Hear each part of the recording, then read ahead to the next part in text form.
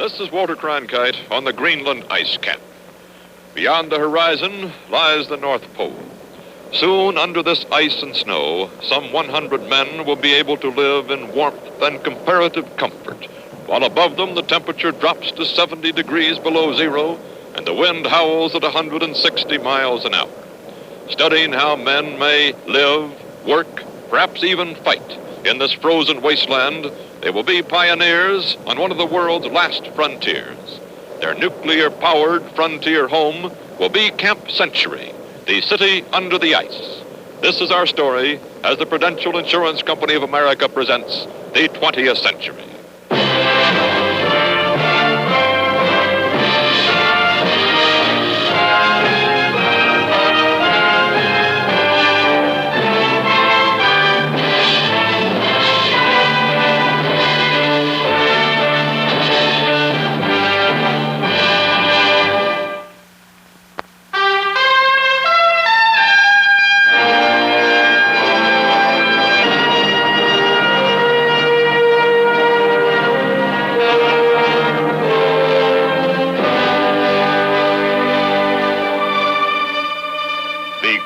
Ice cap, a fantastic glacier older than man himself.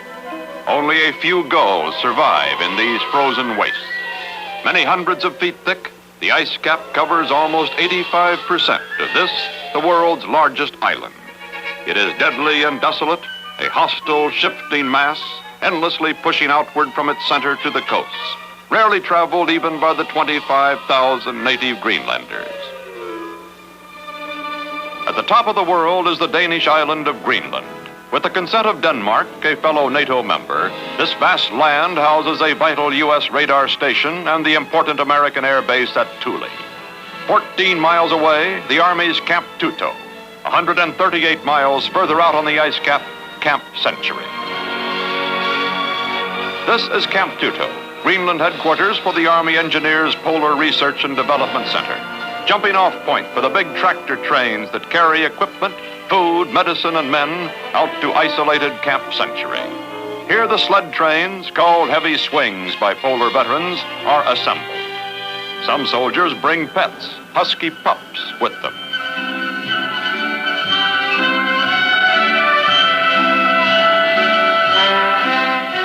Cases of emergency rations, survival food for men in a stalled tractor, are loaded into small, fast personnel carriers called polecats. This reporter flew out from Thule Air Force Base, the comfortable place that the envious engineers call downtown, to Camp Tuto in an Army helicopter that put us down just a few yards from a Polar Research heavy swing. It was all assembled, loaded, and ready for the hazardous 3-day journey out to Century, the camp on Greenland's perennial mantle of moving ice.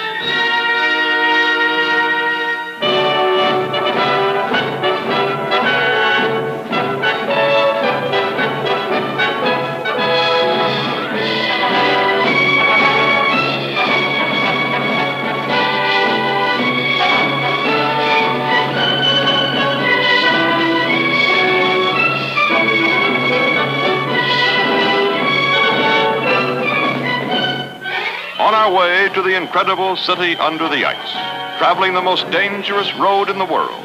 Only fuel drums and colored flags mark this man-made trail. Our heavy swing grinds along steadily at less than 4 miles an hour, heading northeast for Century. Up front, the D8 tractor pulls a giant fuel tank on special reinforced skids.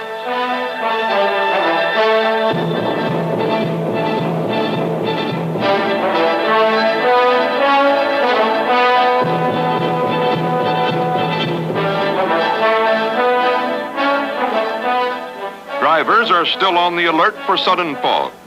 With few crevasses right here, the big tractors can roll on 3 abreast. The swings include wanigans, heated cabooses with bunks, a kitchen, and even warm showers. Inside the command wanigan is Captain Charles Townsend, now on his 2nd tour of Greenland duty. I know that there are crevasses out here that can be beautiful, as well as quite dangerous, of course. Tell me something about the crevasses, will you? Oh, yes, sir. They are beautiful. And they are also dangerous. To the extent that crevasse field moves from year to year, in most areas, the movement is not real serious or not too serious. However, on the head of the Mulkey Glacier and in that area, and around mile 13 to 17 on the trail, they can become very tricky. The snow bridges over them in the wintertime, giving you a false impression that it's flat and smooth. However, you get a little bump, and the first thing you know, you got a tractor with its nose down, and it could be very serious. Some of them are large enough to accept a tractor. How do you detect crevasses, and what do you do about them? Well, we have more than one means of doing this. The first means we use is a hand probe method. The second method is something that was developed by the Engineer Research and Development Laboratory at Fort Belvoir. It's a crevasse detector. It consists of servo pans out in front of a weasel, which sets up a electrical current. The current, when they reach a void space, is broken as you would break a condenser. It shows up as a short in the operator's cab. He stops his vehicle. They hand probe and blow the same as they would do if they were walking. Much faster method. First, they work the probe down some 20 feet to confirm and pinpoint the subsurface danger. Next, they drill a bigger hole for the explosives.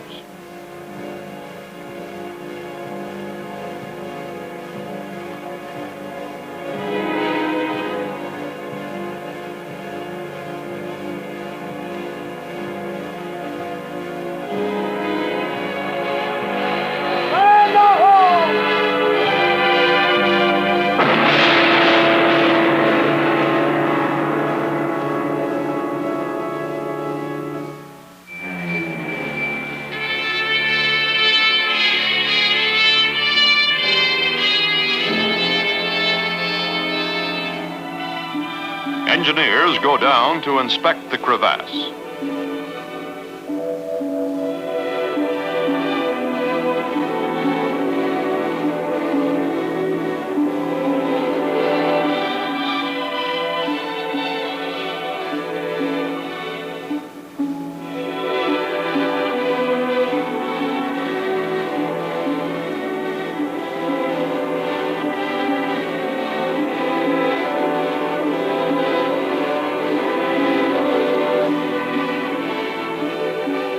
Now the crevasse must be filled in.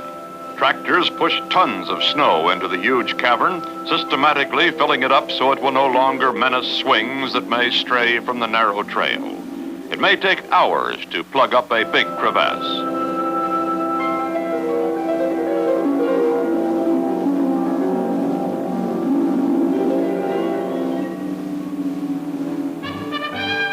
The job is done, and the heavy swing starts off again down the long trail.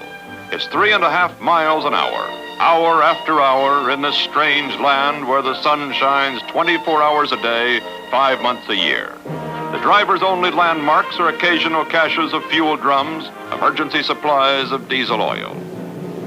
Tractor jockeys keep their eyes peeled for survival huts that offer food, shelter, and warmth in case of breakdown or fog.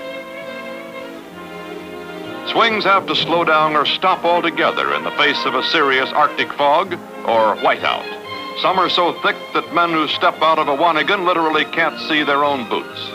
Fortunately, this one isn't nearly that bad. Our swing keeps moving down the final lap over the ice cap. Ahead lies Camp Century, the city under the ice.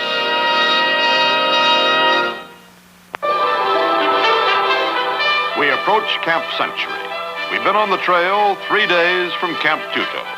These surface buildings are for the construction force. They'll be torn down when Century is finished, for then the camp will be all underground. For the men here, a swing means food, beer, newspapers, and mail from home. The Century commander makes a point of meeting every swing himself.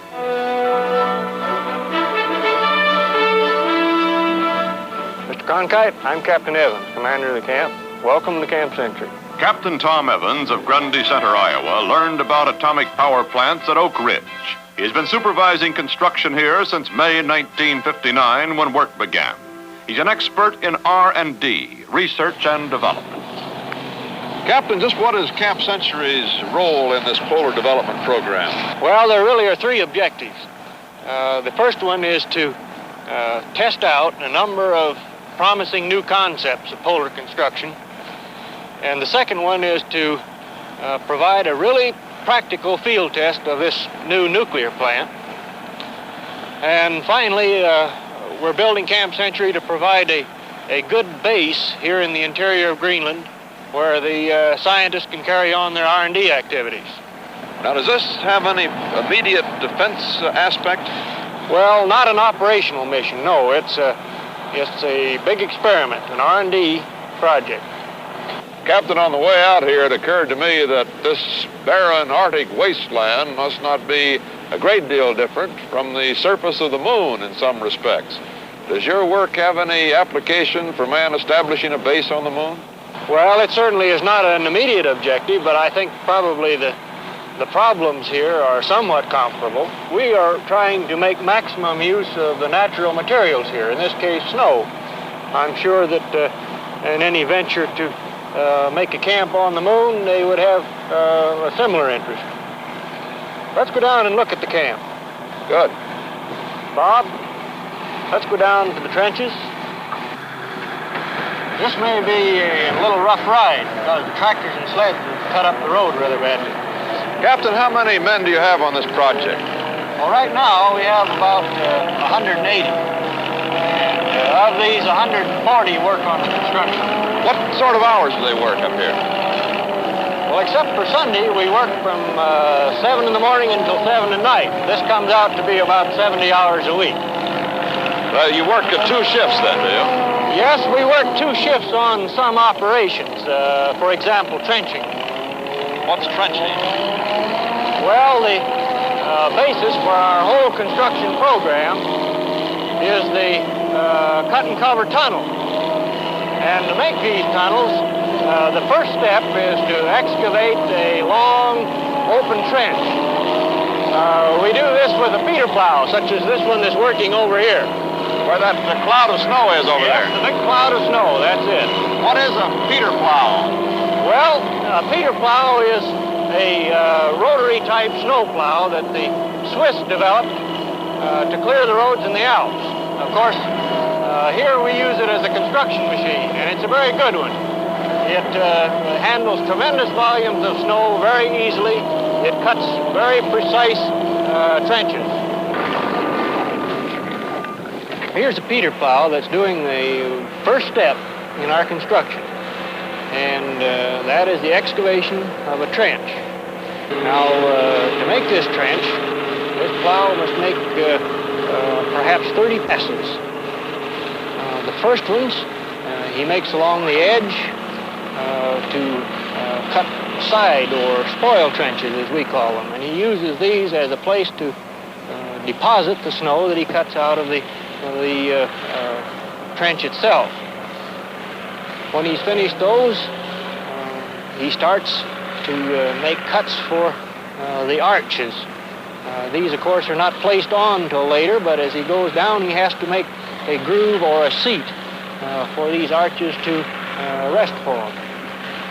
When he's completed that, he makes successive passes, each one deeper. He begins to make the trench broader as he goes down so that he gets a maximum floor width for a minimum amount of roofing material, you see.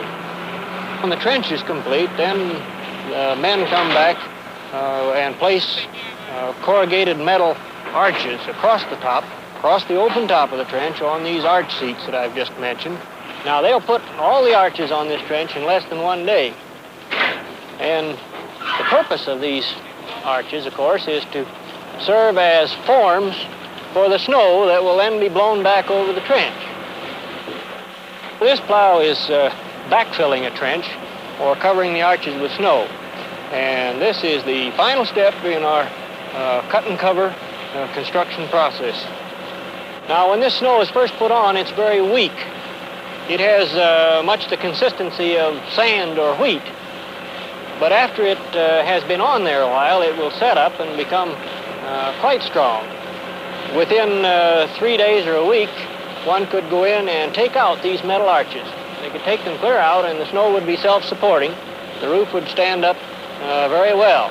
However, we like to leave them in because having the arches in there permanently somewhat retards the settlement of the roof. And of course, this is desirable from our point of view. Some 21 big tunnels already have been excavated, capped with arches, and covered with snow. Largest of these man-made caverns is an incredible shaft nicknamed Main Street, into which all the smaller tunnels feed.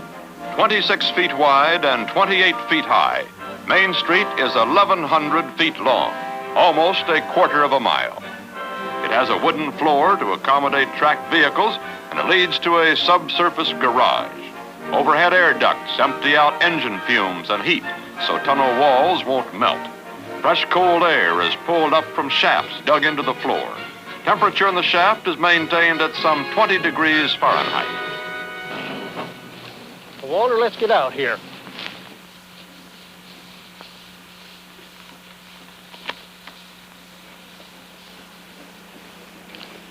Walter, this is the central trench of the camp, and all of the buildings are in trenches that are at right angles to this one. At this time, there's a crew working behind that wall to cut a passageway through. They're doing this with chainsaws. They cut out the blocks by hand, carry them back out of the passageway. If we're lucky, in just a moment, they'll break through here, and we'll see this block of snow fall out.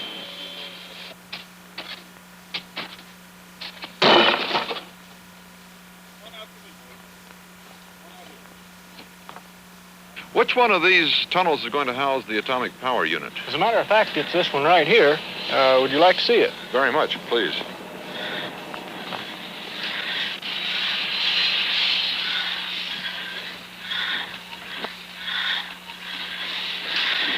Walter, this is Captain Barnett, who's in charge of the nuclear plant. Good to see you, Captain. Nice of you to come. What are you doing right here, Captain? Well, we're just beginning to prepare the foundations for the feed water wing of the nuclear power plant. The men are grading the snow to a level structure so that the spread footers can be placed on it, and then we'll lay up a timber cribbing and finally build a wooden platform on the entire thing on which we will now sit our equipment. Will you get your water for the atomic plant from the same type source that the drinking water comes from? Yes, sir, exactly the same source. The same well that supplies the rest of the camp supplies us. The one difference being that we do not chlorinate our water before we put it into the plant, whereas the rest of the camp, for medical reasons, do add a certain amount of chlorine to the water as a protection. How old is the ice that you'll be melting down for the atomic plant water? Well, it starts out being fairly young as our water well is shallow, but it increases with depth, of course, as we draw water from it, and I would guess that we probably start off with 100-year-old water and end up in a 500-foot hole with several thousand-year-old water. So water that's thousands of years old is running man's newest means of creating power. Yes, sir, and it turns out to be particularly good water, too. Captain, how large is this plant going to be? The net output to the camp is 1,500 kilowatts. That's suitable for a town of about 1,500 families because most utility companies estimate power requirements on the rate of about 1 kilowatt per family. What's been your most difficult problem in building this plant up here? Well, it's hard to say what the biggest one is. Certainly the very fact that it is a steam power plant is more complicated than a diesel power plant. And perhaps beyond that, the most difficult thing is adhering to the very rigid standards of safety that are required in the construction of a nuclear plant. Principles of leak tightness and vapor tightness so that no one either operating the plant or living in the vicinity is exposed to any radioactive materials. Set in a separate tunnel away from those housing the living quarters, this plywood prefab contains the heart of the reactor. If not for nuclear power, 1 million gallons of oil would have to be brought into Century each year to produce an equivalent amount of energy. These uranium-bearing elements generate the heat. The reactor requires 37 of them.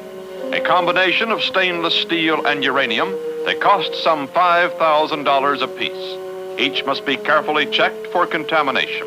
inspected and wiped down by a specially trained nuclear power plant crew.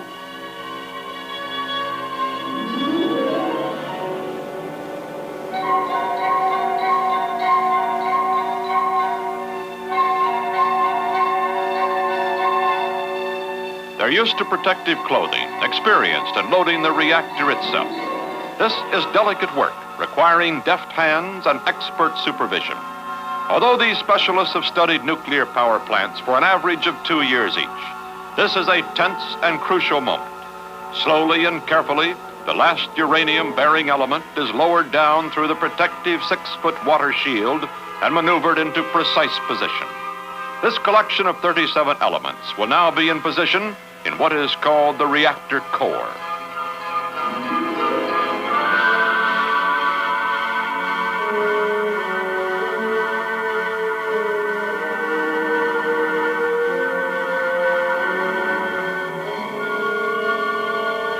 With the last element inserted, heat begins and valves are opened and pump switches turned on to bring steam through the turbine and out through this exhaust to produce electricity by turning the electric generator.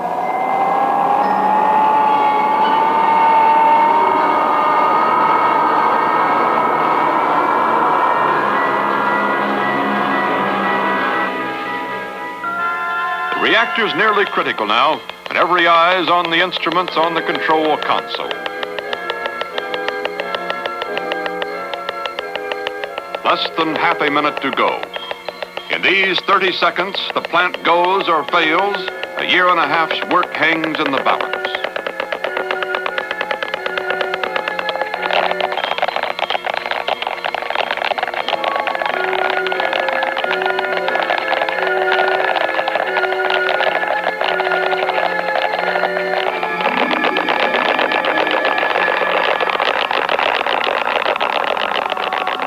November 12, 1960, 6:52 a.m., the conventional power plant is cut off. The atomic power plant is cut in. Electricity to light Century's 21 tunnels and 28 buildings.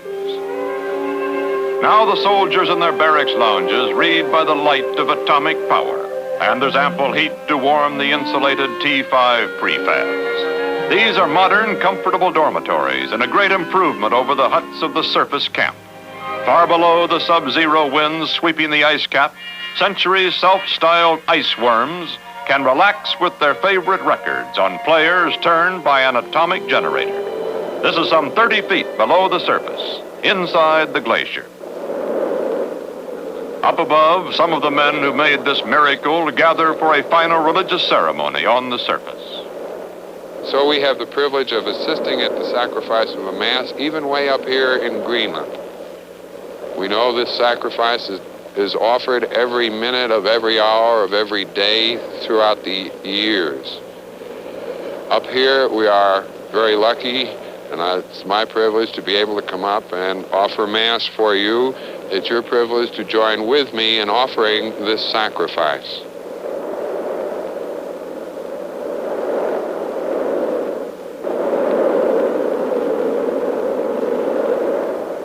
Men will stay behind here in their city under the ice to continue man's battle against nature, against one of the elements that in large part is still a mystery to him. He has brought his greatest scientific achievement, power from the atom, to the very top of the world. But can he live here?